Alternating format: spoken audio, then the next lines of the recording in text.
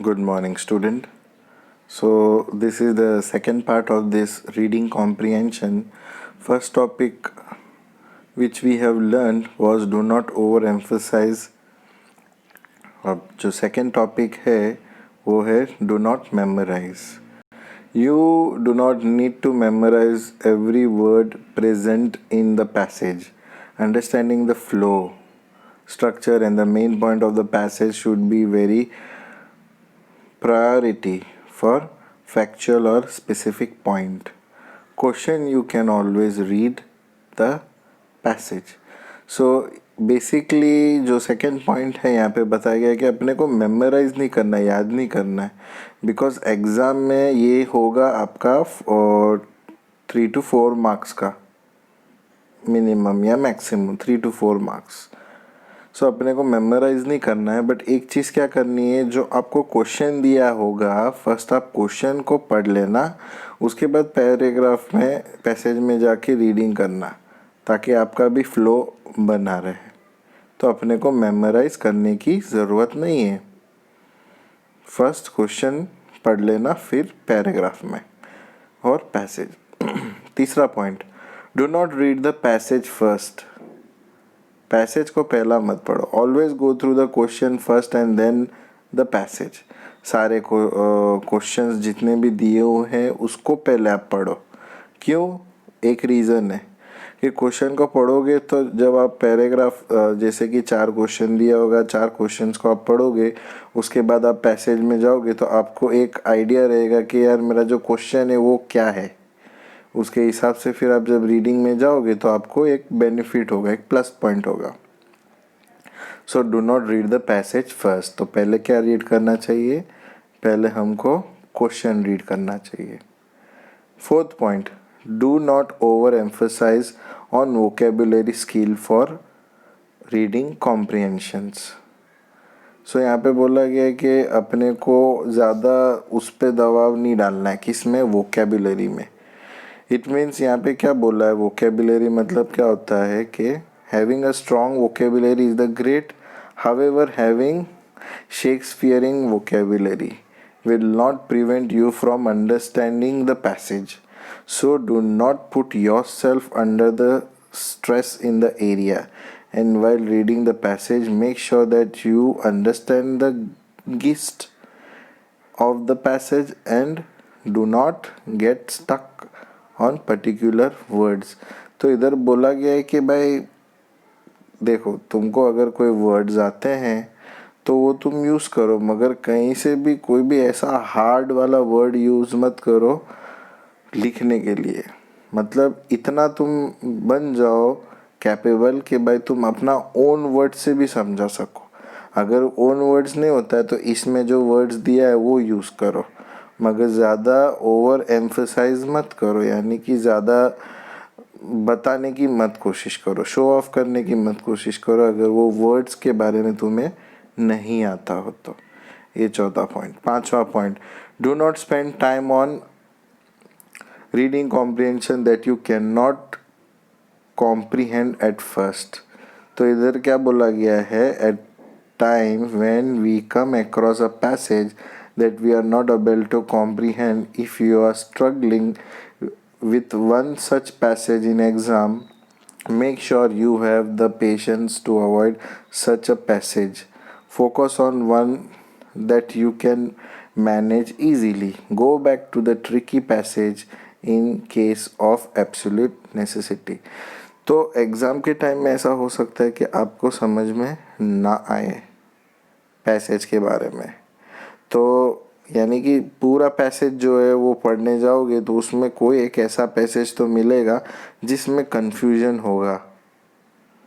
तो यहाँ पे क्या बताया गया है फिफ्थ पॉइंट में कि do not spend time on that you can not comprehend at first.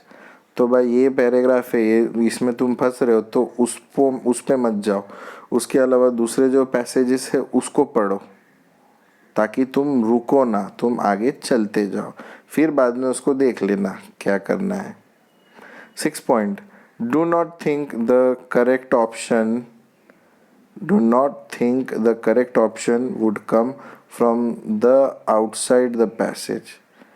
ये भी एक इम्पॉर्टेंट चीज़ है कि any of the point that is out of scope is never the correct answer.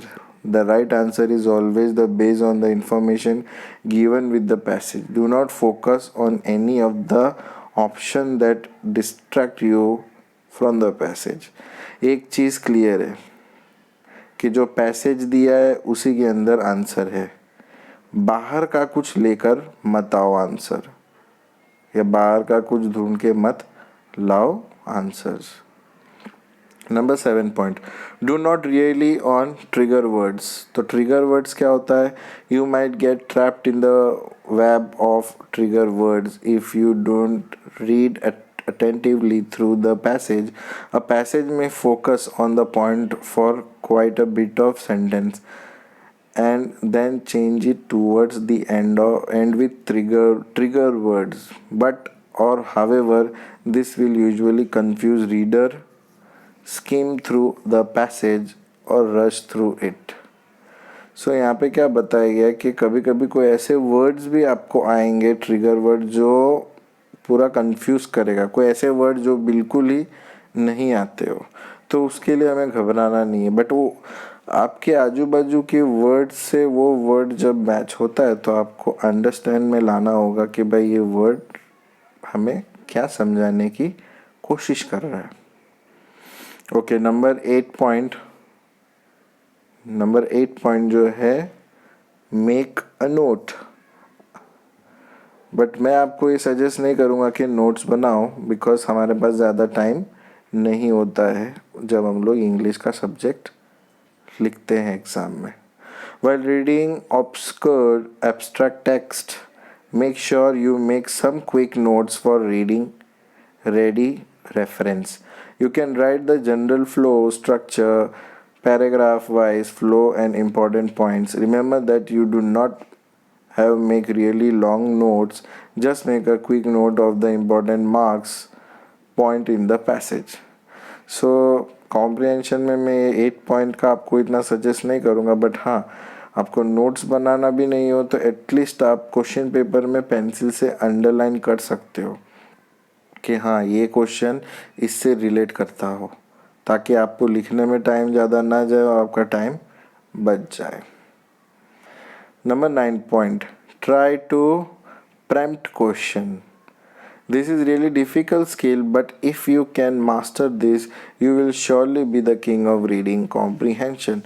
While reading the passage, try to identify the possible question that could be asked and which part of the passage seems the most likely candidate for question settings. So जब आप लोग reading करोगे तो reading करते वक्त कोई भी ऐसा पैराग्राफ होगा जिसमें ऐसी चीज़ें लिखी होगी जो अपने को लगेगा कि यार हाँ इससे आ सकता है, मतलब ये इम्पोर्टेंट क्वेश्चन इसमें से बन सकता है.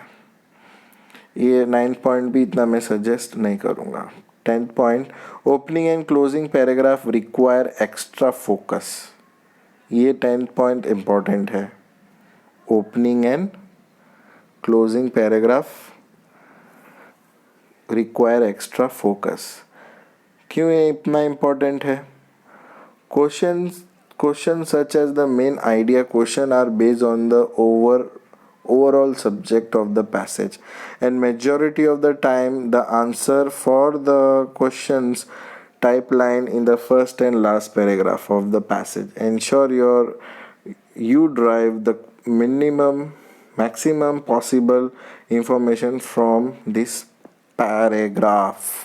So यहाँ पे बेसिकली क्या बताए, opening and closing paragraph require extra focus, यानी कि स्टार्टिंग का पैराग्राफ और एंड का पैराग्राफ में ज़्यादा फोकस की ज़रूरत है, ध्यान देने की ज़रूरत है. क्यों?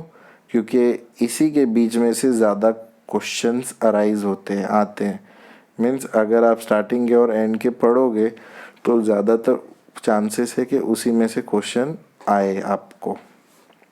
Number 11, constantly question yourself while reading the passage. 11 point बहुत इंपॉर्टेंट रखता है. इधर बताया गया है कि constantly question your self while reading the passage, यानी कि जब हम लोग इसको पढ़ेंगे तब हमें खुद को क्वेश्चन पूछते रहना है। खुद को क्वेश्चन पूछते रहने का मतलब ये नहीं है कि भाई मैं क्या कर रहा हूँ, ये कर रहा हूँ, वो कर रहा हूँ, ऐसे नहीं। इसका मतलब अलग है।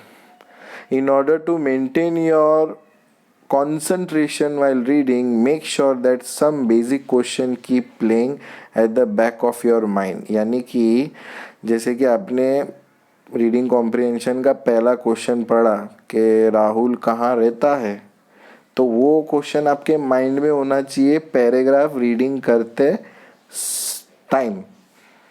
अब इससे क्या होगा कि आपके दिमाग में क्वेश्चन है कि भाई राहुल कहाँ रहता है, तो वो दिमाग में आपके क्वेश्चन रहना चाहिए ताकि आप जब पैराग्राफ रीड करो तो भाई ये आपको आ जाए।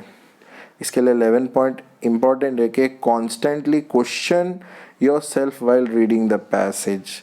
तो अगर दिमाग में आपके रहेगा कि भाई मुझे ये पैसेज जो है, इसका जो पहला क्वेश्चन है, ये मुझे पढ़ते जाना है ताकि मुझे क्वेश्चन भी याद रहे दिमाग में, तो ये एक आपका प्लस पॉइंट रहेगा। Okay, so finally don't expect to be stimulate, in fact expect the opposite. Majority of the time you would be bored by reading comprehension topic and you should not allow this to drain your energy. Maintain an important attitude towards the passage and do not get mentally hassled by obscure content। तो यहाँ पे बताया गया है कि ये थोड़ा सा टाइम कंज्यूमिंग है रीडिंग कॉम्प्रिहेंशन, बट ये आपके लिए एक बहुत अच्छी माइंड की एक्सरसाइज है, दिमाग लगा के करना है। क्योंकि रीडिंग कॉम्प्रिहेंशन नेसेसरी नहीं है कि आपके लेसन से आएगा, ये अनसीन पैसेज है। रीडिंग कॉम्प्रिहेंशन को अनसीन पैसेज भी कहा गया है। अनसीन पैसेज यानी कि ये तो कभी कोई बुक में से आया ही ना हो, ऐसा। ये सारे टॉपिक्स इसमें थे, अगर इसको फॉलो करोगे तो आपको इजीली मार्क्स मिल जाएगा। Thank you so much.